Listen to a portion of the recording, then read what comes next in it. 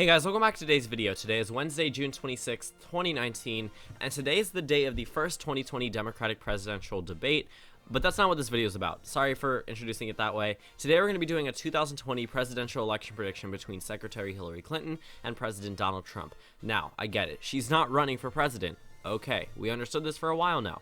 I'm doing this video because, well, for my own amusement. I think that this is a very, very funny matchup.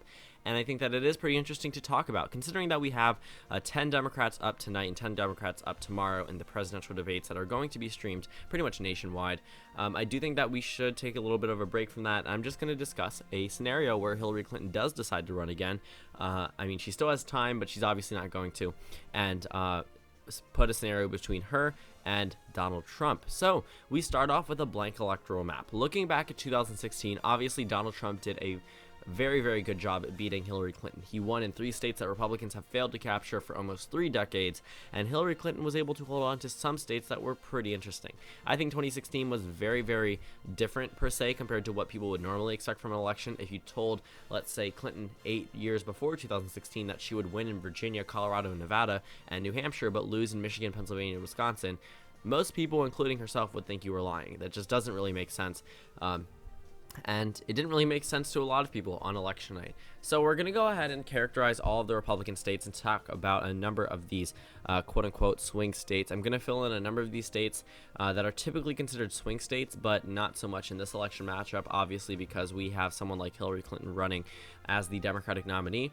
Not saying that these states are going to necessarily be safe, just that they aren't really swing states. So we're going to get to that in just a moment. But let's go ahead and characterize a number of these states, even though some of them may not be safe by the end of it. This is just how I start off every single election prediction. So, Secretary Hillary Clinton, probably one of the, I guess, most infamous names known nationwide.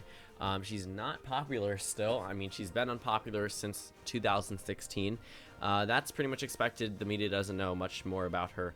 I guess, overall U.S. citizens don't know much about her than what they remember from 2016, so it's not like her approval rating would necessarily go up, regardless of how Donald Trump may be perceived nationwide. But looking at the electoral map, obviously this is going to be a Donald Trump victory. Looking at his approval rating, so right now it's hovering around 45-46%, which I think is pretty good for the president. That's not necessarily something we see every day with Donald Trump, but things definitely can change. That can go up and it could go down depending on the debates today. That's really the Democratic numbers for the primary nationwide are really dependent on what we see today in this overall debate stage. I believe today we have Elizabeth Warren's group. She's probably the top name tonight, and then I believe tomorrow is Biden and Sanders. I will be live streaming both of the debates, so make sure to tune in for that. But yeah, so let's just go right into this video. I don't want to talk too much about 2020 Democratic candidates because I will be doing a lot of that tonight, so we're just going to get straight into this. So Hillary Clinton, again, extremely unpopular. There is no way she wins this election. Donald Trump, obviously a very strong candidate, in my opinion, for what the Republican Party could put up for 2020. There was a whole discussion back in 2016 about how almost every other Republican was stronger than Donald Trump. I don't agree with that. Donald Trump was able to do what a lot of Republicans would have failed to do back in 2016. I personally believe that almost every single Republican would have lost to Hillary Clinton besides Donald Trump. He was a very special character, and we could see an exact repeat of what we saw in 2016, except I do think that Trump would do a little bit better. Looking at this map, Donald Trump would have a number of advantages over Hillary Clinton. Looking at a number of these swing states, he's definitely going to be able to capture that base back, and also that resentment for Hillary Clinton is still there. A lot of people still bring her back up, even though that election was 3 years ago. Her name is pretty well known, and it will be well known for a very long time. She is the first lady that lost her election, even though everyone expected her to win, and a lot of people, including a number of my viewers, bring her up as an example as to why I personally should not trust election data. Yes, I do understand the argument that 2016 may have been off in terms of media predictions, but the polling wasn't necessarily off. It was off in 4 states out of 50 and got every other swing state right. So I can sort of see how you may be a little bit cautious, but I wouldn't completely invalidate all polling data. But let's go ahead and characterize some Donald Trump states. So we know the state of North Carolina is going to go to Donald Trump. I would say that one's actually likely. I'm going to characterize all the ones I think would be likely for Donald Trump. Arizona, Texas, and Georgia. These are states that I think would be likely, and likely ranges from 6 to 15%. So keep that in mind. It can range anywhere. I think it would be in the low teens, probably, maybe 10, actually 11, so not teens yet. 10, 11, 12% in some of these states, probably a little bit closer in Arizona, probably a little bit further in Georgia in favor of Donald Trump, but still states that go to him regardless. For another victory, I think that Donald Trump would also carry the state of Florida. That's not too hard to believe. He did back in 2016. I remember like 12:33 a.m. or so, CNN called it for Donald Trump back in 2016. That was a very interesting night. I do think I did stay up the entire night, I believe, at least till like 4 a.m. But yeah.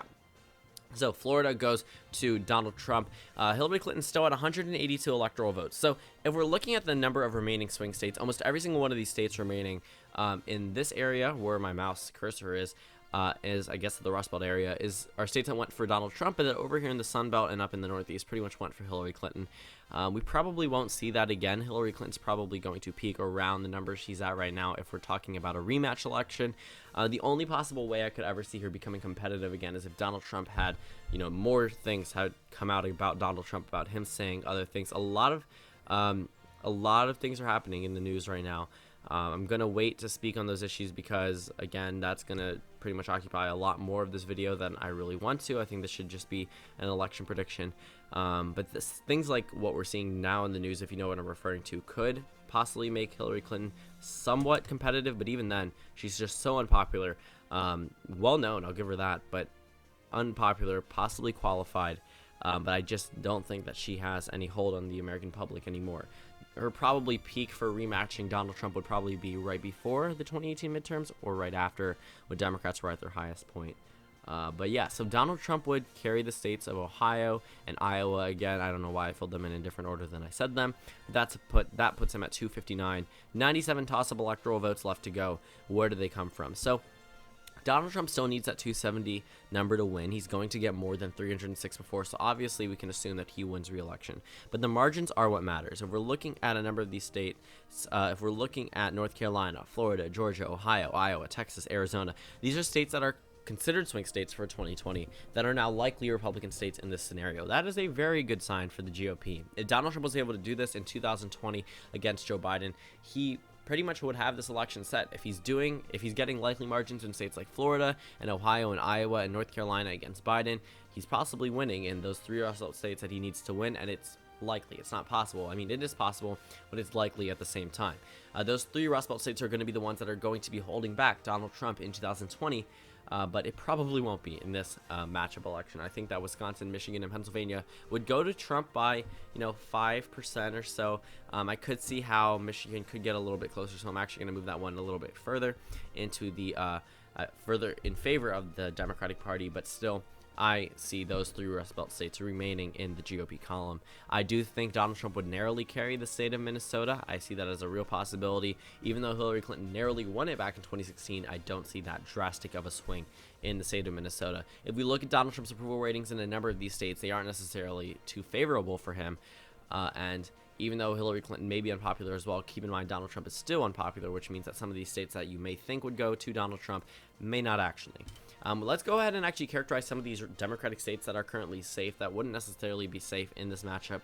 I'm just going to go quickly through them. These are the states that I personally believe would not actually be safe for Hillary Clinton. Still would be in the Hillary Clinton column, 12-13%, but that's enough to put them into the likely column. Still keeping her at 182 electoral votes. Donald Trump, I do think, could carry the state of Nevada, again, by a lean margin. And Virginia, that one I really want to come back to. The state of Maine, I think actually Maine at large would narrowly go to Donald Trump, and I think that one would actually be pretty narrow. Maine's 2nd district would go to Trump, but Hillary Clinton would be able to carry Maine's 1st congressional district. That puts her at 183 electoral votes, so it's not too far off what she was just a second ago. 1 electoral vote actually off. Donald Trump can do pretty well in the state of New Hampshire. Again, a narrow... Sorry about that, my screen recorder cut out, but we were talking about the state of Maine. Hillary Clinton is now at 183 electoral votes, and Donald Trump is able to carry the state of Maine, so that's a flip. Minnesota was also a flip. Nevada is also a flip, but Hillary Clinton, I do think, could narrowly hold on to the state of New Mexico. I think that this would be a narrow margin, but I do expect the state of New Mexico to retain in the Democratic column.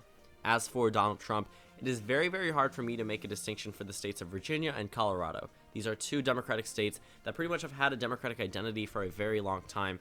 And I mean, not necessarily a very long time in terms of decades, but in terms of, I guess, elections. If we're looking at a lot of recent elections, both of these states have had very, very good news for the Democratic Party leading into 2020.